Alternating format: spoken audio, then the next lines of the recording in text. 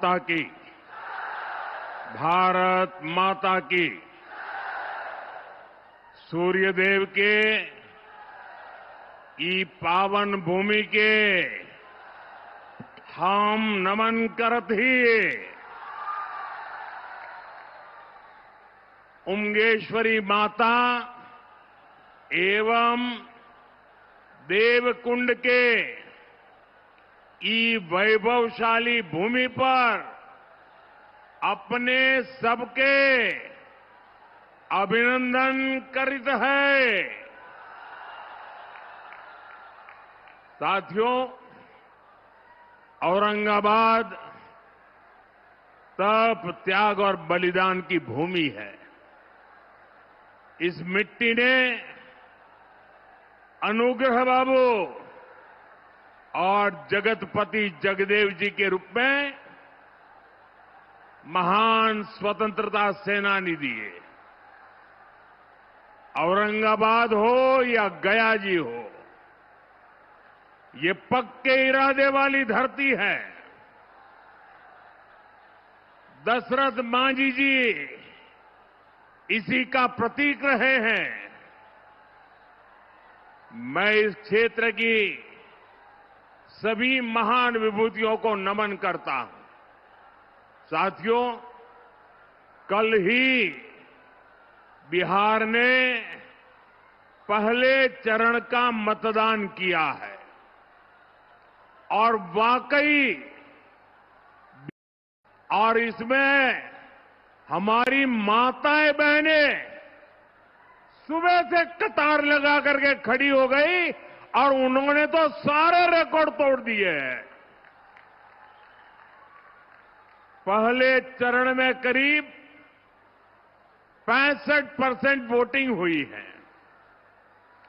ये दिखाता है कि एनडीए सरकार की वापसी का मोर्चा खुद बिहार की जनता ने संभाला हुआ है, बिहार के नौजवानों ने संभाला है, बिहार की माताओं बहनों ने संभाला है, बिहार के किसान भाइयों ने संभाला है। साथियों, पहले चरण के मतदान से ये स्पष्ट है, बिहार के लोग अब किसी भी कीमत पर जंगल राज को लौटने देना नहीं चाहते।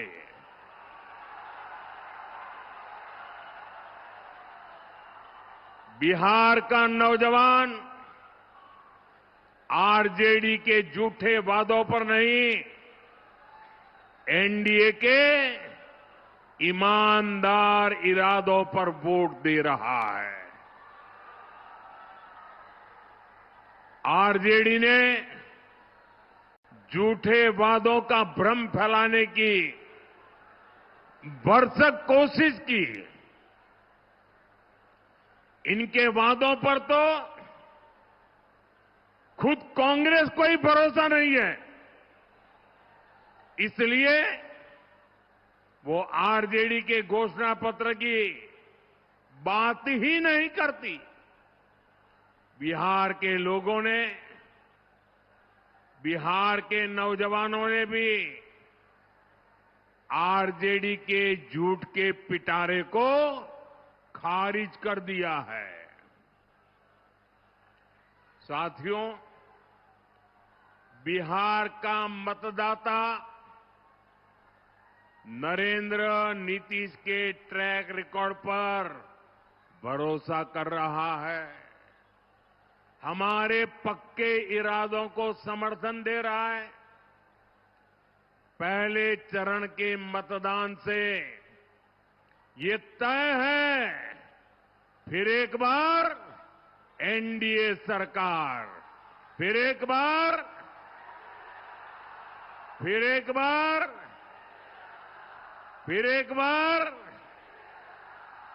बिहार में फिर से सुशासन सरकार। साथियों, मुझे बिहार के सामर्थ्य पर भरोसा है। बिहार के पास मां गंगा का आशीर्वाद है। यहां इतनी उपजाऊ भूमि है, यहां इतने परिश्रमी लोग हैं। बिहार को समृद्ध बनाने का संकल्प सच हो सकता है।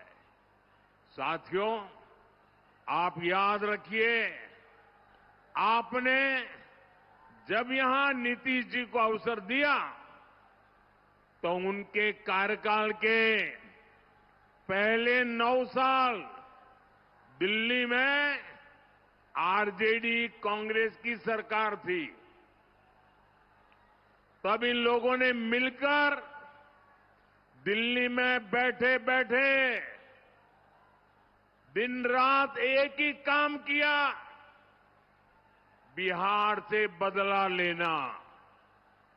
और वो लगातार बिहार के विकास में रोड़े अटकाते रहते थे, नीतीश जी को काम नहीं करने देते थे, बिहार का एक काम होने नहीं देते थे। 2014 में जब आपने मुझे सेवा का अवसर दिया, जब पहली बार बिहार में डबल इंजन की सरकार बनी, हमारी डबल इंजन की सरकार ने बिहार के विकास के लिए 3 गुना ज्यादा पैसे दिए।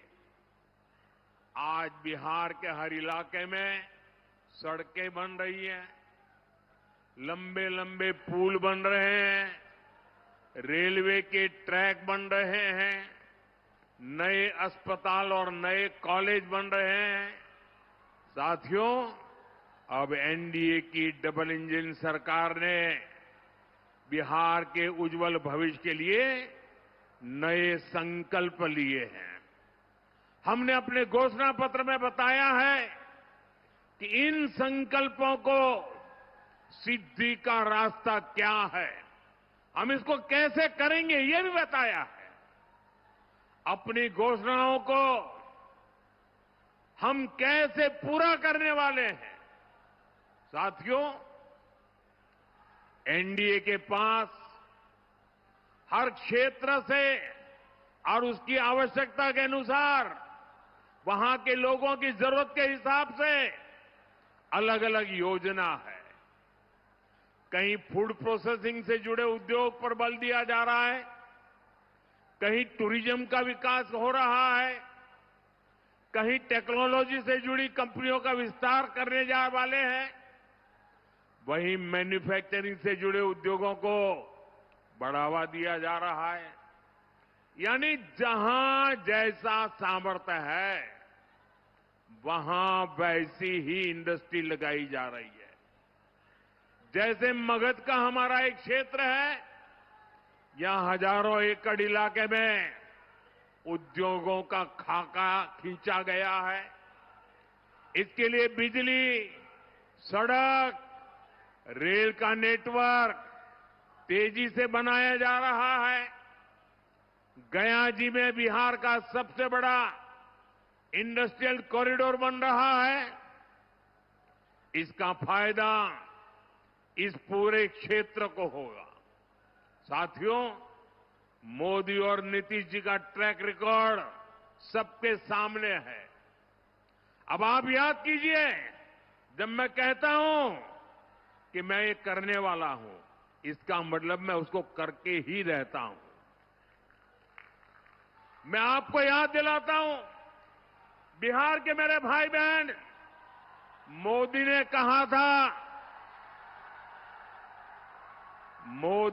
कहा था राम मंदिर बनेगा।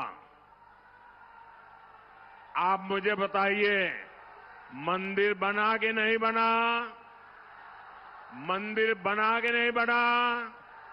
डंके की चोट पर बना के नहीं बना? 500 साल का अधूरा काम पूरा किया कि नहीं किया? मोदी ने देश को वादा किया था और मैंने कहा था कि आर्टिकल 370 की दीवार गिरेगी। आप मुझे बताइए 370 हटा के नहीं हटा? 370 हटा के नहीं हटा? और मोदी ने बिहार की इसी धरती से पहलगाम हमले का बदला लेने की बात भी कही थी। और फिर आपने ऑपरेशन सिंदूर में तबाह होते पाकिस्तान को भी देखा है। मैंने बिहार की धरती से कहा था, वो किया कि नहीं किया? साथियों, मोदी ने वन रैंक वन पेंशन हमारे देश की रक्षा करने वाले, हमारे देश के वीर जवानों, हमारे फौजियों को वादा किया था, हम वन रैंक वन पेंशन लागू करेंगे। आज 7 नवंबर को ही वन रैंक वन पेंशन लागू हुए 11 वर्ष हो रहे हैं। 11 वर्ष। हमारे सैनिक परिवार 4 दशकों से वन रैंक वन पेंशन की मांग कर रहे थे, लेकिन कांग्रेस हर बार उनसे झूठ बोलती रही। कांग्रेस ने 500 करोड़ रुपए दिखाकर कहा था कि लो ओआरओपी लागू हो गया, और उसके बाद भी उसने पूर्व फौजियों से किया वादा कभी नहीं निभाया। आप मुझे बताइए दोस्तों, क्या फौज के जवानों को किया हुआ वादा क्या कोई धोखा कर सकता है? क्या धोखा करना चाहिए क्या? अगर तो ऐसा धोखा करते हैं तो वो कितने निकम्मे लोग हैं, वो आप जानते हैं कि नहीं जानते हैं? मैंने अपने सैनिक भाइयों को one rank one pension OROP लागू करने की गारंटी दी थी। आप मुझे बताइए, ये गारंटी मैंने पूरी की कि नहीं की? ये गारंटी पूरी की या नहीं की? और साथियों, ये ऐसे ही गारंटी पूरी नहीं हुई है। आप जानते हैं, इन 11 सालों में हमारे जो फौजी भाई बहन हैं, जो निवृत्त फौजी भाई बहन हैं, उनके परिवारों को कितना पैसा मिला है? आप अंदाज कर सकते हैं? अब तक वन रैंक वन पेंशन को लागू करने के कारण 1 लाख करोड़ कितना कितना कितना ये आरजेडी वालों को 1 लाख करोड़ कैसे लिखना, एक के पीछे कितने बिंदु लगेंगे, वो उनको इतना भी समझ नहीं आएगा। 1 लाख करोड़ रुपया देश के खजाने से फौजियों के खाते में गए हैं। बताइए, कांग्रेस आरजेडी वाले ये लोग 500 करोड़ का झूठ बोल रहे थे। यही इनकी सच्चाई है, यही इनकी राजनीति झूठ पर ही टिकी हुई है। इसलिए साथियों, जब हम कहते हैं कि बिहार में 1 करोड़ नए रोजगार देंगे, तो देश के बिहार के नौजवानों को हमारी बात पर भरोसा होता है। बीते कुछ सालों में ही बिहार में लाखों भर्तियां हुई है, पूरी ईमानदारी से भर्तियां हुई है। जबकि साथियों, आपके सामने आरजेडी कांग्रेस का ट्रैक रिकॉर्ड भी है। ये वो लोग हैं जो बिहार के युवाओं से नौकरी के बदले जमीन लिखवा लेते हैं। आपको नौकरी चाहिए तो आपका खेत मेरे परिवार के नाम पर कर दो। ये खेल चला, अदालत ने भी माना और आज ये जमानत पर बैठे हुए हैं। जांच एजेंसियां इनकी जांच कर रही है। ये जंगल राज वाले जमानत पर चल रहे हैं। ये आरजेडी कांग्रेस वाले बिहार के युवाओं को कभी भी नौकरी नहीं दे सकते। साथियों, आप औरंगाबाद के लोग तो नक्सलवाद, माओवादी आतंक से भी पीड़ित रहे हैं। वो दिन भुलाए नहीं भूलते जब अंधेरा होने से पहले ही यहां सड़कों पर सन्नाटा पसर जाता था। यहां आने जाने वाली बसों को सुरक्षित चलने के लिए नक्सलियों को रंगदारी देनी होती थी। स्कूटर, मोटरसाइकिल से तो आने जाने की कोई सोच भी नहीं पाता था। इस क्षेत्र की चर्चा देश और दुनिया में नरसंहारों के लिए होती थी। साथियों, जैसे ही जंगल राज की सरकार गई, नीतीश जी के नेतृत्व में आप सुशासन लाए तो नरसंहार की घटनाएं बंद हो गई। जब आपने दिल्ली में मोदी को बिठाया तो मैंने तय किया कि नक्सलवाद, माओवादी आतंक की कमर तोड़ करके रहूंगा। हमने नक्सलवाद, माओवादी आतंक के खिलाफ कार्रवाई की। आज बिहार माओवादी आतंक के डर से मुक्त हो रहा है। माओवादी आतंक अब समाप्ति के कगार पर है और ये इसलिए हुआ है क्योंकि बिहार में डबल इंजन की सरकार है। साथियों, जंगल राज और सुशासन राज में क्या अंतर आया है, ये हमने कल मतदान वाले दिन भी देखा है। कल बिहार के हर गरीब, दलित, महादलित, पिछड़े, अति पिछड़े, सबने बिना किसी रोक टोक के वोट डाला है। जबकि हमने जंगल राज का वो दौर भी देखा है जब बूथ लूटे जाते थे, मतदान के दिन गोलियां चलती थी, बम फटते थे, खून की नदियां बहाई जाती थी, गरीबों, दलितों, पिछड़ों की आवाज कुचल दी जाती थी। साथियों, जंगल राज के गुर्गे साजिश तो अभी भी बहुत कर रहे हैं, लेकिन मैं चुनाव आयोग की प्रशंसा करूंगा। मैं चुनाव आयोग को बधाई दूंगा कि प्रथम चरण के चुनाव इतने अच्छे तरीके से संपन्न कराए हैं।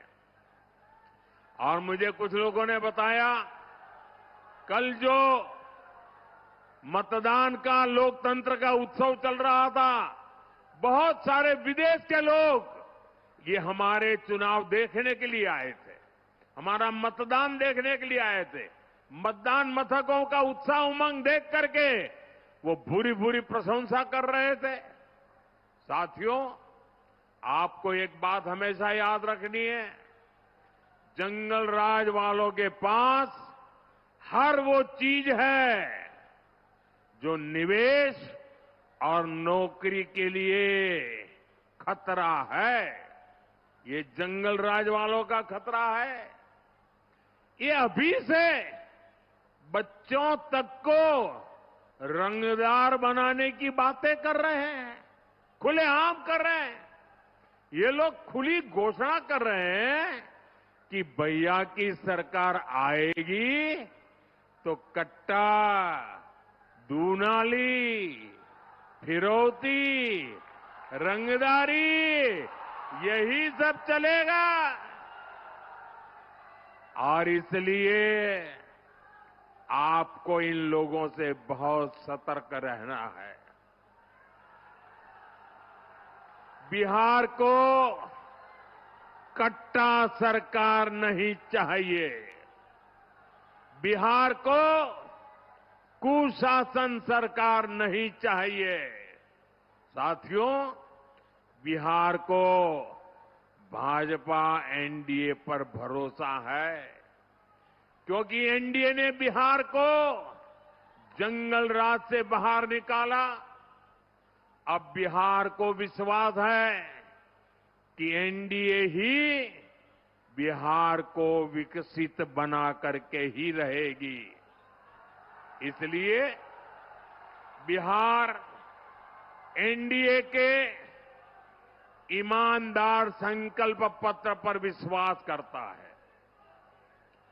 बिहार की बहनें बेटियां सब देख रही हैं।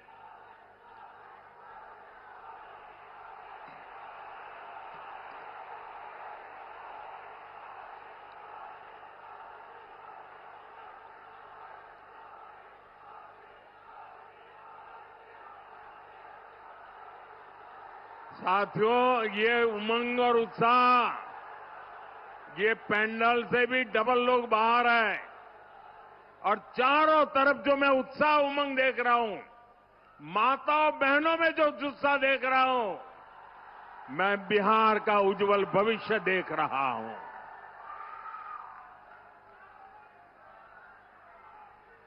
साथियों, ये एनडीए ही है जिसने पंचायती राज संस्थाओं और नगर निकायों में महिलाओं को 50% आरक्षण दिया।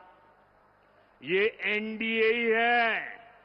एनडीए ने सरकारी नौकरी में भी महिलाओं को 35% आरक्षण दिया। ये एनडीए ही है जिसने विधानसभा और लोकसभा में भी महिलाओं को आरक्षण दिया। और ये एनडीए ही है जो बहनों बेटियों को स्वरोजगार के अवसर दे रहा है। लखपति दीदी का अभियान चल रहा है। साथियों, ये लोग जो संविधान दिखाने वाले लोग हैं ना, उन्होंने सामान्य समाज के गरीबों की कभी याद नहीं आई। ये मोदी है जिसने सामान्य समाज के गरीबों को 10% आरक्षण देकर के उनकी जिंदगी बदलने का काम किया है। हम सिर्फ घोषणाएं नहीं करते, काम करते हैं। जैसे मुख्यमंत्री महिला रोजगार योजना है, बिहार की 1,40,00,000 बहनों के खाते में 10-10 हजार रुपया पहुंच चुके हैं। इस पैसे से किसी ने सिलाई मशीन खरीदी, किसी ने कुछ सामान बेचना शुरू किया। हमने जो कहा वो करके दिखाया। इसलिए बहनों को भरोसा है कि एनडीए ही उनको जीवन के हर कदम पर आगे भी मदद करेगी। साथियों, अभी हमारे सम्राट जी ये लालटेन वालों के झूठ की बात कह रहे थे। मैं आपको 2019 की बात याद दिलाता हूं। 2019 में जनवरी फरवरी महीने में हमने पीएम किसान सम्मान योजना शुरू की और किसानों के खाते में 2-2 हजार रुपये भेजना शुरू किया। तो बिहार, झारखंड, बंगाल ऐसे राज्यों में ये पराजय के कारण भयभीत लोग झूठ फैलाने में लगे, किसानों को जाके कहने लगे, देखिए ये मोदी जी ने जो पैसा भेजा है ना, वो आपको सूद समेत वापस लेने वाला है, डरा रहे थे। और झारखंड में तो एक इलाके में लोगों ने पैसा जमा करने से मना कर दिया, इतना झूठ चलाते थे। आज उस बात को 2019 से आज 2025 आ गया, आज भी किसानों को पैसे देने का काम जारी है, क्योंकि मोदी जो करता है ना, वो काम पूरा करता है।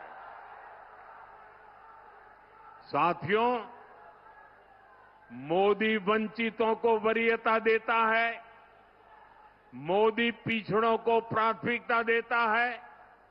आप देखिए, बिहार में 60 लाख गरीबों को पक्के घर, पक्के आवास मिले हैं। तो 60 लाख ये पक्के घर मेरे गरीब परिवारों को, मेरे दलित परिवारों को, मेरे महादलित परिवारों को, मेरे पिछड़ों परिवारों को, मेरे अति पिछड़ों परिवारों के टोलों में बनाए गए हैं, उनको एक नई जिंदगी देने का काम किया है।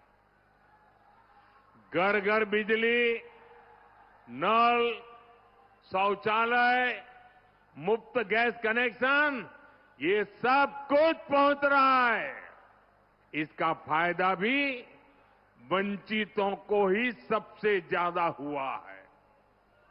मुफ्त अनाज हो या मुफ्त इलाज, इससे गरीब का, वंचित का फायदा हो रहा है।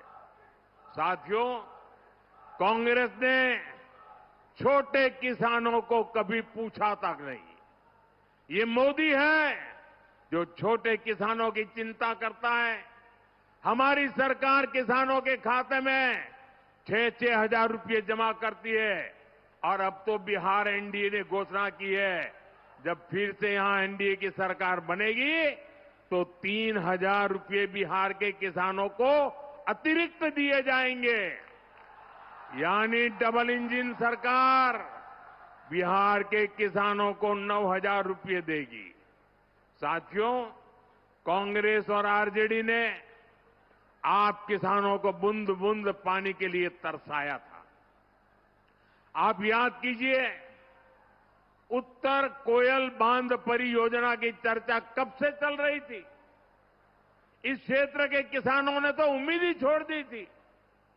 इस बांध के निर्माण का काम पूरा हो, इसके लिए हमने अतिरिक्त पैसा दिया और अब बांध का काम तेजी से चल रहा है। और मुझे मालूम है, ये सुशील जी जब सांसद के रूप में इस काम को लेकर के दिन रात मेहनत करते थे। साथियों, लालटेन वालों ने खेत को सिंचाई के लिए तरसाया और बिहार को अंधेरे में रखा। हमारी सरकार बिजली कारखाने लगा रही है।